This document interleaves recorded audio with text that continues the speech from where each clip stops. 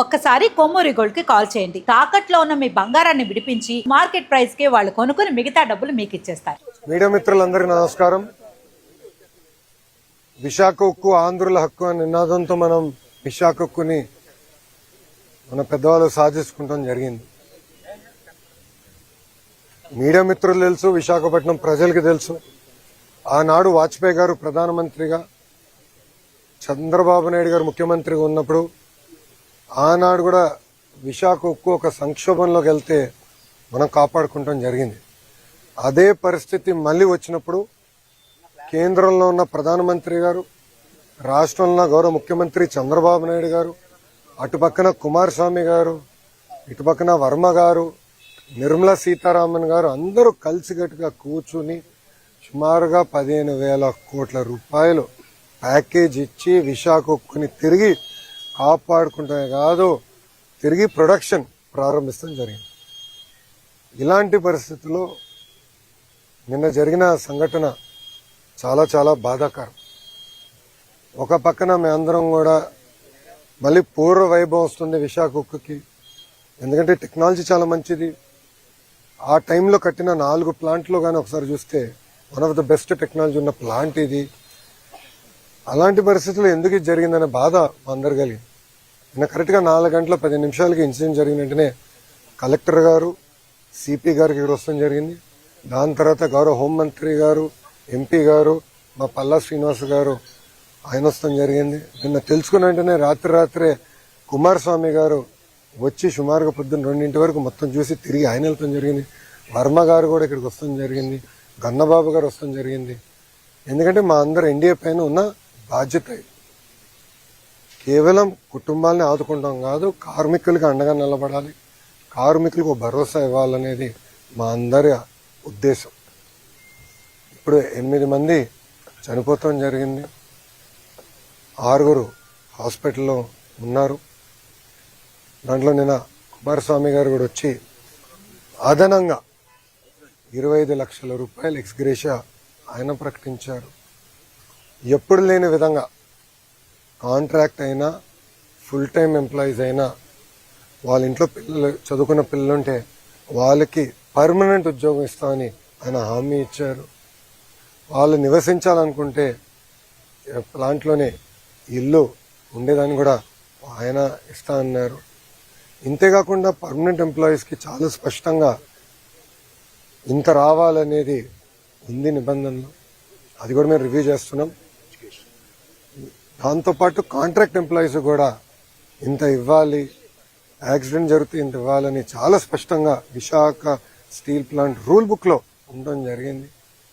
మేము ఇక్కడ వచ్చి కేవలం ఏదో చెక్ అందించి వెళ్ళేదానికి రాలేదు. ఆ కుటుంబాలకి శాశ్వతంగా అండగా నిలబడడానికి ఈరోజు ఎన్డీఏ ప్రభుత్వం అడిగేసింది. గతంలో ఎప్పుడు లేని విధంగా పర్మనెంట్ జాబ్ ఇస్తామని పెద్ద మనసుతో కుమారస్వామి గారు ఒక హామీ ఇచ్చారు. కేంద్రంలో ఉన్న సెక్రటరీ గారు ఇది ఎక్కడ లేదు కదా సార్ అంటే, అవసరమైతే నేను క్యాబినెట్ కూడా తీసుకెళ్తా, nothing to worry, I will get it done, నాది బాధ్యత. ఎందుకంటే ఆ కుటుంబాలకు మన అండగా నిలబడాల్సిన సమయం ఇదని ఆయన చెప్తాం జరిగింది. సో ఎక్కడ జరగలేదు. ఇప్పుడే గురువు గారు చెప్పినట్లు పిల్లలు కూడా చదువుకున్నాయి. ఎందుకంటే పాప కార్మికుడికి 3 నెలల బాబు ఉన్నాడు. 3 నెలల బాబు, అందరూ బాధ కలిగింది. ఒకరు చదివితే రేపు పుట్టినరోజు. సో వాళ్ళందరూ కూడా కుటుంబాలకు అండగా నిలబడాలి, బాధ్యత మా పైన ఉంది. సో నేను కుటుంబాలను కలిసినప్పుడు కూడా చెప్పాను, రూల్స్ ప్రకారం కొంతమందికి ఎక్కువ వస్తుంది, నాకు ఎలాంటి డౌట్ లేదు, ఎంత ఉన్నా అంత ఇవ్వాలి. ఆల్రెడీ సీఎండీ గారు స్పష్టంగా చెప్పారు. నిన్న కుమారస్వామి గారు ఇచ్చిన ఆదేశాల మేరకు ఈరోజు డేట్ మారే లోపల 25 లక్షల రూపాయలు ఫస్ట్ విడత కింద 8 మంది వాళ్ళ అకౌంట్లో డబ్బులు వేస్తడం జరుగుతుంది. ఇంతేకాదు దాని తర్వాత రావాల్సిన ఎక్స్గ్రేషియా, పిఎఫ్ అకౌంట్ నుంచి రావాల్సిన డబ్బులు, స్టీల్ ప్లాంట్ ఇవ్వాల్సిందంతా కూడా మేము మొత్తం క్యాలిక్యులేట్ చేసి ఆ కుటుంబాల అకౌంట్లో వేసే బాధ్యత ప్రభుత్వం తీసుకుంటుంది. అక్కడితో మేము ఆగం. మేము అందరూ వచ్చేటప్పుడు కారులో కూడా మాట్లాడుకున్నాం. వర్మ గారు నేను కూడా డిస్కస్ చేసాం. అంత్యక్రియలు అయిన తర్వాత, పెద్దకరమైన తర్వాత మళ్ళీ అమరావతిలో ఒకసారి కూర్చుందాం కుటుంబాలతో. ఇంకెలా చేద్దాం, ఏం చేస్తే బాగుంటుంది. వాళ్ళు కేవలం సొంత కాళ్ళపై నిలబడతాం కాదు, ఆ పిల్లల్ని చూసుకోవాల్సిన బాధ్యత ఎన్డీఏ ప్రభుత్వం పైన ఉంది.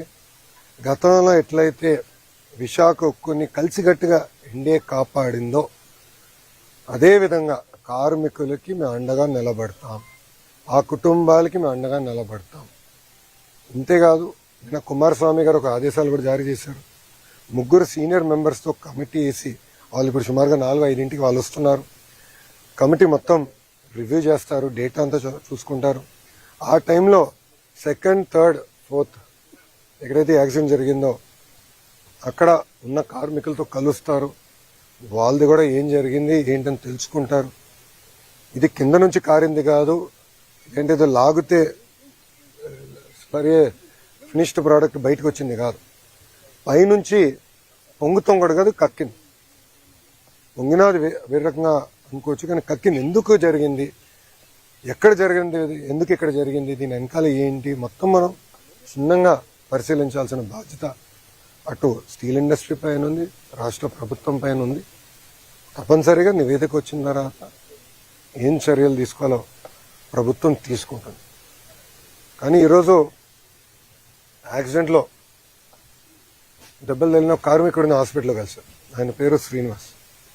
ఆయన కలుస్తుంటే ఆయన ఒక మాట అన్నాడు, అయ్యా మాకు దెబ్బలు తగిలినాయి, మీరు వచ్చారు పెద్ద మనసుతో మాకు అండగా నిలబడతాన్నారు, కానీ విశాఖ ఉక్కుని మీరు కాపాడండి, మీరు ఉక్కుతో అండగా ఉండండి, ఈ ఫ్యాక్టరీతో అండగా ఉండండి, ఉక్కు ఫ్యాక్టరీతో అండగా ఉండండి. ఇది కేవలం మా కుటుంబాలే కాదు, లక్షలాది కుటుంబాలు గాజువాక విశాఖపట్నంలో దీనిపైన ఆధారపడి ఉన్నాయి. చూసుకోవాల్సిన బాధ్యత మీదని ఆయన చెప్పారు. ఇన్ఫాక్ట్ ఆయన చెప్పినప్పుడు నేను అనుకుంటే ఆయన గురించి, ఆయన కుటుంబం గురించి మాట్లాడుతున్నాడేమో అనుకున్నా. వర్మ గారు కరెక్ట్ చేశారు, లేదు బాబు విశాఖ ఉక్కు గురించి ఆయన మాట్లాడుతున్నాడు అని. అంటే ఎంత పెద్ద మనసుతో కార్మికులకి ఎంత ఎమోషనల్ అటాచ్మెంట్ ఉందో నిజంగానే నేను ఈరోజు తెలుసుకుంటాం జరిగింది. ఇంతేకాదు ఉత్తరాంధ్రలో పెద్ద ఎత్తున పెట్టుబడులు వస్తున్నాయి, మీ అందరూ తెలిసిన విషయమే. డేటా సెంటర్లు అవ్వచ్చు, ఐటీ అవ్వచ్చు, హెవీ ఇండస్ట్రీలు కూడా పెద్ద ఎత్తున మిగతా ఉక్కు ఫ్యాక్టరీలు వస్తున్నాయి. ఇంకా కొన్ని అనౌన్స్మెంట్స్ త్వరలో రాబోతున్నాయి. ఇవన్నీ వచ్చినప్పుడు స్కిల్ డెవలప్మెంట్ అనేది చాలా చాలా అవసరం. ప్రధానమంత్రి గారు కూడా చాలా స్పష్టంగా ఐటీఐస్కి సుమారుగా 60,000 కోట్ల రూపాయలతో స్కిల్ డెవలప్మెంట్కి ప్రత్యేక శ్రద్ధ పెట్టారు, ప్యాకేజ్ ఇచ్చారు. దాంట్లో భాగంగా ఫస్ట్ ప్రాజెక్ట్ మన పాయకరావుపేట అనిత గారి నియోజకవర్గంలో అటు ఆసిలర్ మిత్తలు, ఎందుకంటే వాళ్ళు కూడా ప్రైవేట్ సెక్టర్ కూడా కొంచెం డబ్బులు పెట్టండి, వాళ్ళు ముందరికి వచ్చి మేము పెడతామని చెప్పి పెద్ద ఎత్తున ట్రైనింగ్ కూడా చేయాల్సిన అవసరం ఉంది. అటు ఫార్మా అవ్వచ్చు, స్టీల్ అవ్వచ్చు, మిగతా మ్యానుఫ్యాక్చరింగ్ సెక్టర్స్ అవ్వచ్చు, ట్రైనింగ్ అనేది చాలా చాలా అవసరం. దాంట్లో ఎలాంటి సందేహం లేదు. ఒక విద్యాశాఖ మార్చులుగా నా పైన బాధ్యత ఉంది, ఎందుకంటే స్కిల్ డెవలప్మెంట్ నా కింద ఉంది. ట్రైనింగ్, రీట్రైనింగ్, నిరంతరం ట్రైనింగ్ చేయాల్సిన బాధ్యత మా పైన ఉంది. అది కూడా ప్రభుత్వం చాలా సీరియస్గా తీసుకుంటుందని ప్రజలందరూ కూడా తెలియజేస్తూ, ఇప్పుడు మీడియా మిత్రులకి ప్రశ్న ఉంటే సమాధానం చెప్పడానికి నేను సిద్ధంగా.